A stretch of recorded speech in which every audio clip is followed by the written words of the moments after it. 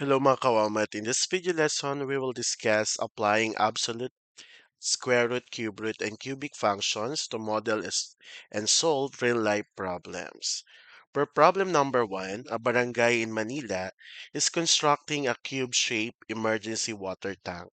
The volume V in cubic meters is modeled by V of S is equal to S cubed. So nandito yung water tank na illustration natin. Whereas the length of one side of the tank in meters. The barangay estimates that it needs to store at least 125 cubic meters. So pag sinabi nating at least, no, from 125 or more of water during emergencies because of space limitations. So the side length of the tank cannot exceed 6 meters. So meron tayo ditong condition na sinasabi na dapat yung side length of the tank ay hindi dapat sumobra sa 6 meters. So question, what is the minimum side length needed? Length needed. Is the proposed location large enough for the required tank? Okay, our given, so meron tayong cube-shaped tank. So the volume V of S, we are going to apply the formula for the volume of a cube. V of S is equal to S cubed. So ang required volume is at least 125 cubic meters and the maximum side length allowed 6 meters. So our solution, so again, the required volume is greater than or equal to 125. So pwede natin, no, in symbols, yung at least, that ibig sabihin yan ay greater than or equal, no? So we're going to substitute, okay, in this function. So yung S cube natin, so itong formula natin, is greater than or equal to 125. So para ma-compute natin ang value ng S natin, ang gagawin natin, equate natin, no? S cube is equal to 125. Ganun nyo muna, no? So kapag kinuha natin, kunin natin na cube root natin bawat side ng equation natin. So, matatanggal yung cube dito sa S, tama? So, magiging S na lang. And then, yung sa kabila, kukunin natin yung cube root ng 125. So, kapag kinuha natin yung cube root ng 125, that is 5. So, kung titingnan natin dito, yung 5 cube ay equal sa 125. Bakit? Kapag minultiply natin to check na 5 times 5 times 5, that is 125. That's why yung value ng S natin ay 5. So, since S is greater than or equal to 5, so the minimum side length is therefore 5 meters. So, ito yung minimum length.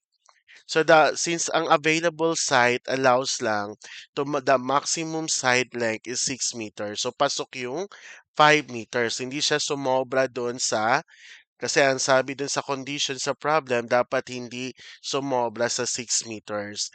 So, yung S natin dito, yung side natin, which will be the minimum side length, is 5 meters. So since 5 meters is less than or equal to 6 meters, the tank will fit. So yun dun sa question na what is the minimum side length needed? So ang answer natin ay 5 meters. So kung ang tanong, is the proposed location large enough for the required tank? The answer is yes. For problem number 2, for a school foundation day in Manila, grade 11 learners plan to produce decorative cube-shaped souvenir boxes. The estimated daily production cost in pesos is modeled by C of x is equal to 2x cubed minus 30x squared plus 180x plus 1,500. So this is an example of cubic function. So where x represent the number of batches of 10 boxes produced. So ibig sabihin, yung x sa bawat 10 boxes, yung as count 1 yon, no? So the students are considering producing either 30 boxes. So kung sa 30 boxes, ibig sabihin ang X mo doon ay 3. Kasi tatlong tigte 10. Kasi sabi dito, X represent the number of batches of 10 boxes. And then yung 50 boxes, ibig sabihin 5 batches na mayroong 10 boxes. The question, which production level has the lower estimated cost according to the model and by how much? So, yung 30 boxes ba or yung 50 boxes? So, our solution, our given, so meron ulit tayong cube shape souvenir boxes. So, nakikita nyo dito yung illustration. The cost function is the given cubic functions, which is c of x is equal to 2x cubed minus 30x squared plus 180x plus 1,500. So, ang x natin, let x as the number of batches of 10 boxes. And then, meron tayong dalawang options, the 30 boxes and 50 boxes. So, isa-isahin natin. For 30 boxes, our x is equal to 3. Bakit nga ulit 3 lang? Okay, so by batch, sa bawat 10, that is considered as 1. Since tatlong tigte 10 boxes ito, so that's why yung x natin ay 3. So what we're going to do is substitute lang natin, papalitan natin yung mga x variable natin ng 3. So 2, so ito yung x, di ba? Papalitan lang natin ng 3. So 2 times 3 cube, 3 cube is 27, minus 30 times 3 squared is 9, plus 180 is 540, plus 1,500. 2 times 27, that is 54, minus 30 times 9, that is 270, plus 540 plus 1,500. So the cost is 1,824 pesos. Next, for 50 boxes, our X is 5. So limang batches na tigti 10 boxes. So C of 5, so papalitan lang natin yung mga x variable natin ng 5. So 2 times 5 cube, 5 cube is 125 times 2, 250. Then 30 times 5 squared, 5 squared is 25 times 30, that is 750. Next is 180 times 5, that is 900, and 1,000 plus 1,500. So 250 minus 750 plus 900 plus 1,500, the answer is 1,900. So kung kukunin natin yung difference nung between 50 boxes and 30 boxes, may 76 pesos siyang difference. So medyo malaki din yon, no? Kung yan ay para sa foundation day. Okay, para sa inyong income generating sa inyong project. So, ibig sabihin dun sa tanong na which production level has the lower estimated cost? So, ano sa tingin nyo? Of course, dun tayo sa 30 boxes. Kasi, according to the model, it costs 76 less than producing 50 boxes. For problem number 3, during a school disaster preparedness activity, an emergency team estimates the distance d in kilometers that it can be covered after 30 minutes using the model.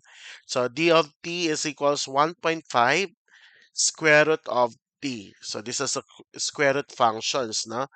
The team needs to reach an evacuation center located 6 kilometers away. So the question, can the team reach the evacuation center within 12 minutes? If not, determine the minimum time predicted by the model. So the given, meron tayong distance model na d of t is equal to 1.5 square root of t.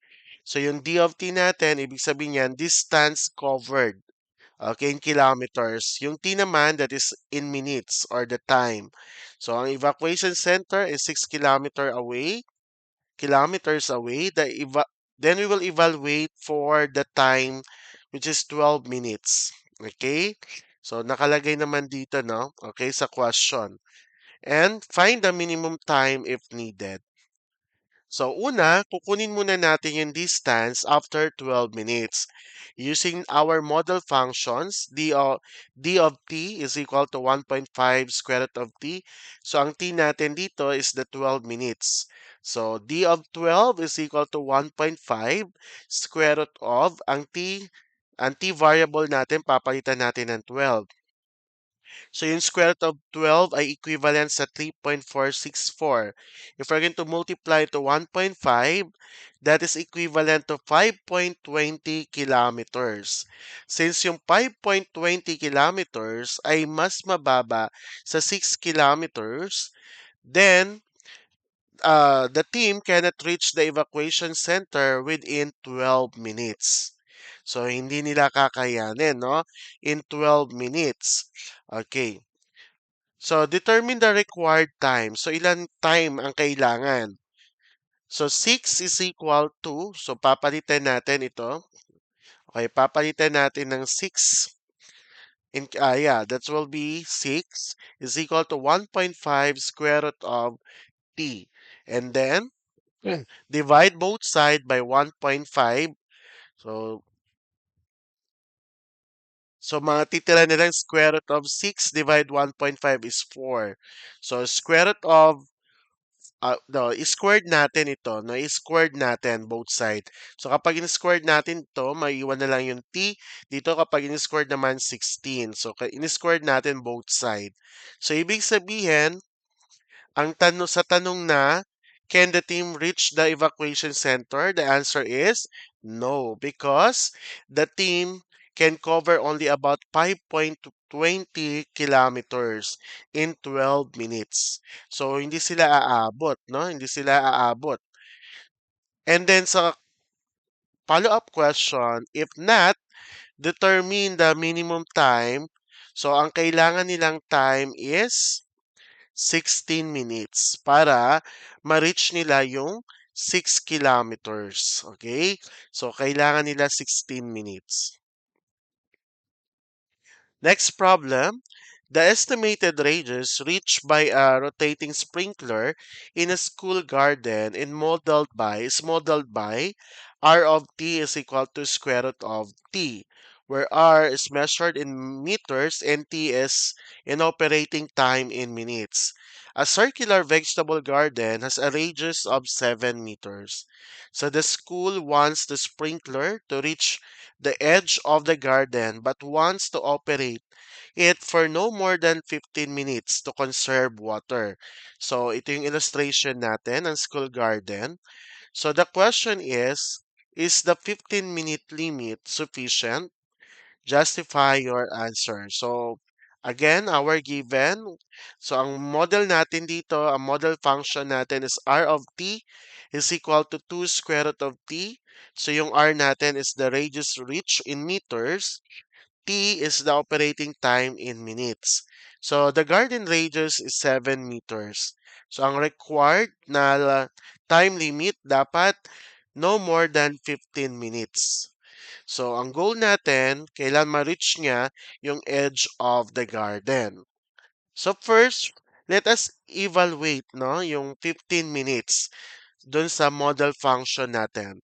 R of 15 is equal to square root of 15. So, ang square root of 15 is 3.873. So, that will be, multiply it by 2. So, 7.75 meters. So, ibig sabihin, 7.75 meters. So, the required radius is 7 meters. Since 7.75 meters is greater than 7 meters. So, the 15 minutes is sufficient. Okay? Pwede. No? Pero ang nakalagay naman, it for no more than 15 minutes. So, kaya. Okay? Kaya, no? Kasi ang radius niya, no? Kaya. So, pasok doon. Pasok, no? In 15 minutes, kaya abutin yung buong uh, ano yun, edge ng garden. Okay. And after that, we will determine the minimum required time. So, yung 7 is equal to 2 square root of t. So, divide both side by 2. So, magiging 3.5 na lang. No? 7 divided 2 is 3.5. Then, squared natin both side. T is equal to 3.5 squared is 3.5 times 3.5 is 12.25. So, ibig sabihin, so based on our model, ang kailangang the number of minutes is 12.25 minutes. So hindi tayo susobra, no? Hindi tayo susobra doon sa 15 minutes na nire-required. No, dapat no more than 15 minutes, sabi dun sa condition. So, ang sagot natin, yes, no, dito. And then, ilang minutes lang hindi siya abot ng 15 minutes, nasa 12.25 minutes is enough for the sprinkler to reach the edge of the garden. Another problem, to conserve electricity, a school recommends that classroom temperatures remain as close as possible to 25 degrees Celsius. So the deviation from the target is modeled by d of t is equal to the absolute value of t minus 25. So this model is an example of absolute value function where T is the actual classroom temperature, and we have three classroom have temperature of sa room A, 23 degrees Celsius, room B, 25.5 degrees Celsius, room C, 28 degrees Celsius. So the school consider a room acceptable if its deviation is at most 2 degrees Celsius. So, ibig sabihin, ito na yung pinakamataas. Beyond 2 degrees Celsius, hindi na acceptable yon, no? So, aling classroom daw ang makakamit ng standard na dapat hindi lumagpas sa 2 degrees Celsius at aling classroom requires the greatest adjustment. So, ito yung mga given natin. The deviation model or the function model is d of t is equal to the absolute value of t minus 25. Ang t natin is the actual classroom temperature. Target temperature is 25 degrees Celsius. Acceptable if deviation is less than or equal to 2 degrees Celsius. So, ang room A natin is 23 degrees Celsius. Room B natin is 26.5 degrees Celsius. And room C is 28 degrees Celsius. So let us check sa room A using our model function. D of 23 is equal to 23 minus 25 and 23 minus 25 is negative 2. The absolute value of negative 2 is 2. So ibig sabihin sa room A is acceptable since hindi lumagpas sa 2 degrees Celsius. Saktong-sakto siya. Sa room B, that is 26.5 degrees Celsius. So substitute 26.5 minus 25, 1.5 degrees Celsius. And still acceptable. Hindi lumagpas o sumobra sa 2 degrees Celsius. Room C, okay, D of 28. So 28 minus 25, that is 3 degrees Celsius. So not acceptable. Bakit? Okay, sumobra na siya doon sa uh, acceptable na temperature, which is 2 degrees Celsius. So kung titingnan natin, this will be the summary, no? For room A and room B, acceptable. For room C, not acceptable. Dun sa question na, which classroom meet the standard? Room A and room B. Sa tanong naman na which classroom requires the greatest adjustment, the answer is C because room C requires the greatest adjustment and should be lowered by 3 degrees Celsius to reach the target. Next problem, a delivery rider transporting school supplies travels along a straight road. The school is located at kilometers marker 12.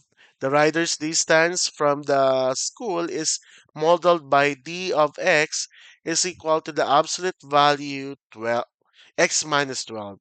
So where x is the rider's current kilometers marker, two riders report their position. So rider A, kilometer 7, o 7 kilometers ang distance niya. Rider B is 16 kilometers. So the school needs the supplies urgently and will ask the rider who is closer to make the delivery first. So ito yung illustration natin. So what do you think? So based dito, si rider A, no? So tingnan natin, which rider should be prioritized? If both travel at the same average speed, meron palang condition dito, of 30 kilometers per hour, approximately how many minutes sooner can that rider arrive? Pero based on the illustration, parang makikita mo na kung sino ang mas malapit, 'di ba? So, our given, okay, the distance model, d of x is equal to the absolute value x minus 12. X is the rider's current kilometers marker.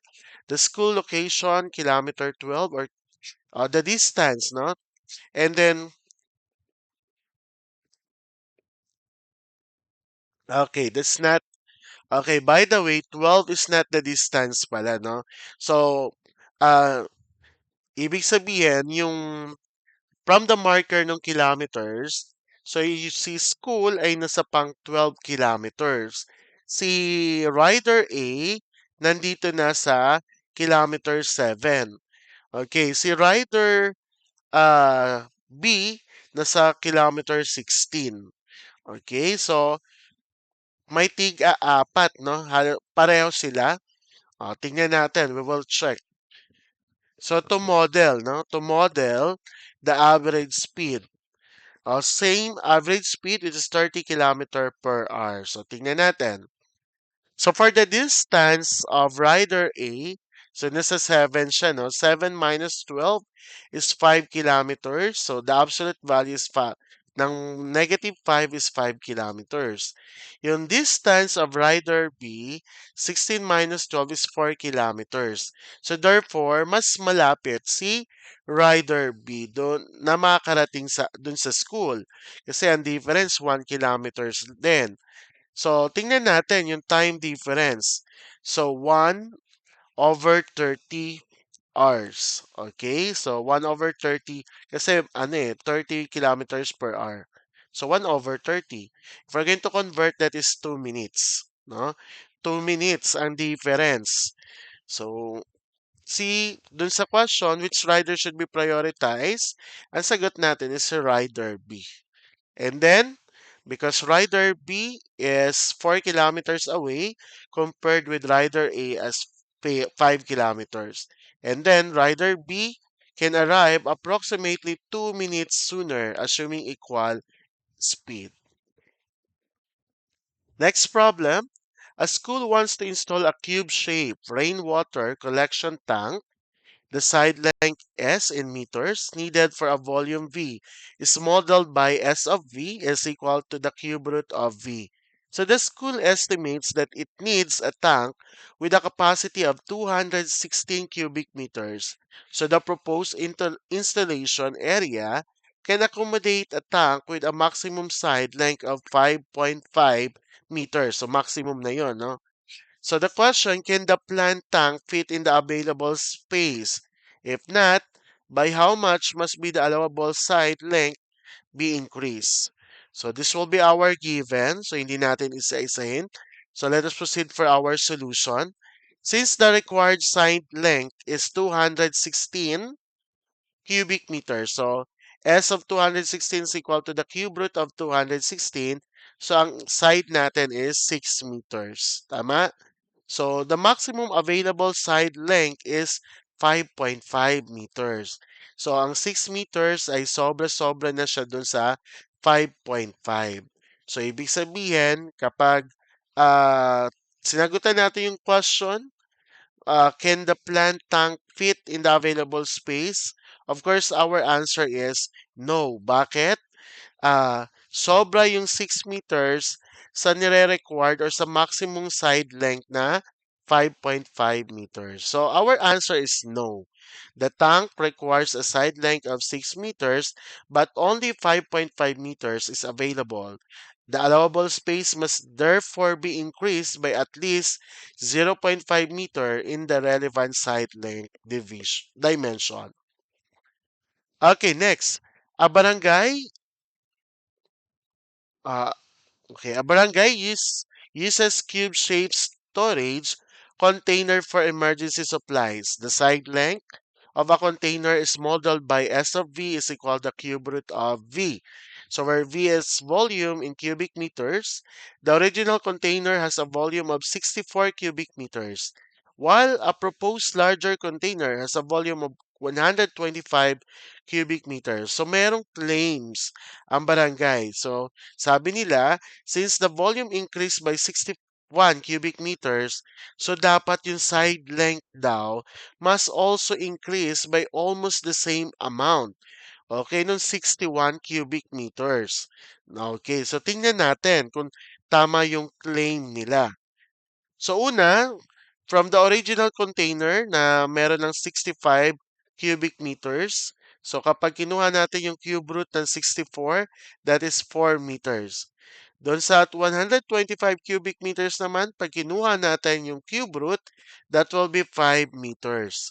So, meron silang difference na 1 meter. So, increase in volume, so that is 61 cubic meters. So, ngayon, from the question, tama ba yung claim nila na dapat nag-increase din yung side length? So, the answer is no because 1 meter lang to, di ba? Hindi sila kapare ng 61 cubic meters. So, hindi pareho. Kasi ang claim nila, increase 61, so dapat daw parehas din yung amount ng side length. O, dapat nasa 61 din.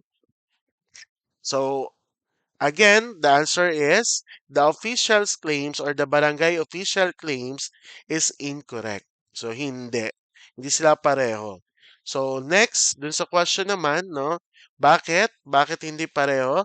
The volume increases by 61 cubic meters, but the side length increases by only 1 meter from 4 meters to 5 meters. Next, a Manila Tricycle Association charge passengers a base fare of 15 pesos for the first kilometer and 5 pesos for every additional kilometer traveled. So the total fare can be modeled by the linear function f of x is equal to 15 plus 5 times the quantity of x minus 1. So where x is the total distance traveled in kilometers, for x is greater than or equal to 1. So for the computation of for 8 kilometers, ito kita natin na ang base fare for the first kilometer is 15 pesos. Additional distance, so that will be 7 kilometers. 7 times 5 is equal to 35 pesos. So ibig sabihin kapag uh, in 8 kilometers, ang babayaran mo na ay 50 pesos. Okay?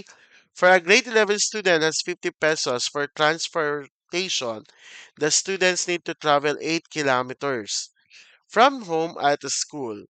Is 50 enough for the trip? What is the maximum whole number distance that students can travel without exceeding the 50 budget?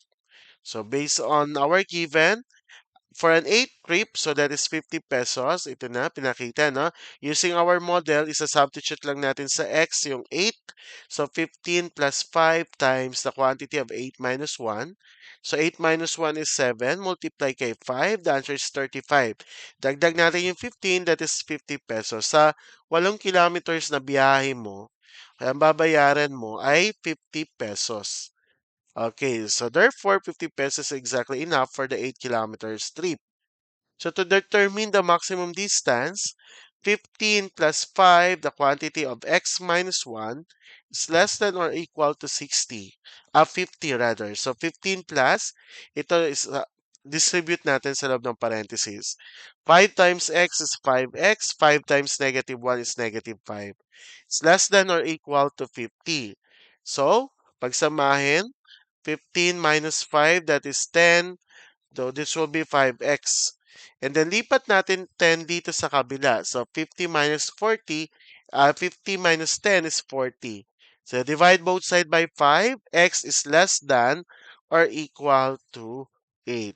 So, since x represent a whole number distance in kilometers, so ang x natin is greater than or equal to 1 or x is equal to 8 kilometers. So, is the maximum whole number distance. So, ang tanong doon, is 50 pesos enough for the trip? Yes, the student, 50 pesos exactly enough for the 8 kilometers trip. And what is the maximum whole number, or what is the maximum whole number distance the students can travel without exceeding the 50 pesos budget? So the maximum whole number distance the students can travel without exceeding the 50 pesos budget is 8 kilometers. Okay, this will be the last problem. During the school intramurals, a grade 11 student shoots a basketball toward the hoop. The height of the ball above the ground is modeled by h of t is equal to negative 5t squared plus 10t plus 2, where h of t is the height of the ball in meters and t is the time in seconds after the ball is released. So the basketball hoop is approximately 3.05 meters high. So question, what is the maximum height reached by the ball? So based only on its maximum height. So is the ball high enough to reach the level of the basketball hoop? So based on our given, so the function h of t is equal to negative 5. This is a model for quadratic function. Since a, so yung a natin, negative 5 is less than 0, the parabola opens downward. Okay, kasi yan, kagaya niyan, nakikita niyo, no? So itong point na to, that will be the vertex. So that is the maximum height. The maximum height. So find the time when the ball reached the maximum height. So using this formula, negative b over 2a, substitute lang natin yung value ng a natin is negative 5, yung b is 10, yung c is 2. So negative 10 over 2 times negative 5. So negative 10 divide negative 10 is equal to 1 second. So in 1 second, marireach niya daw yung maximum height na 7 meters. So, tingnan natin, find the maximum height in something that t is equal to 1. So, h of 1 is equal to negative 5 times 1 squared plus 10 times 1 plus 2. So, negative 5 plus kasi 1 times 1 is 1 times negative 5, that's negative 5. Plus 10, so positive 5 plus 2, 7 meters. So in 1 second, marireach niya yung maximum height na 7 meters. So compare with the hoop height. So yung hoop height is 3.05 meters. Now, the maximum height is 7 meters. So 7 meters is greater than 3.05 meters. So the difference 3.95. So on the question, so the basketball reaches a maximum height of 7 meters after 1 second. Since 7 meters greater than 3.05 meters, the ball reaches a height 3.95 meters above the level of the hoop. So, ibig sabihin, this one, no? Uh, so, nakadepende sa height kasi nung tao, no? Yung pagbato niya ng bola. So, that's based on height alone. So, it is high enough to reach the hoop level. So, again, take note, this does not necessarily mean that the shot will go into the basket. So the model would also need information about the ball's horizontal position when it is a height of 3.05 meters.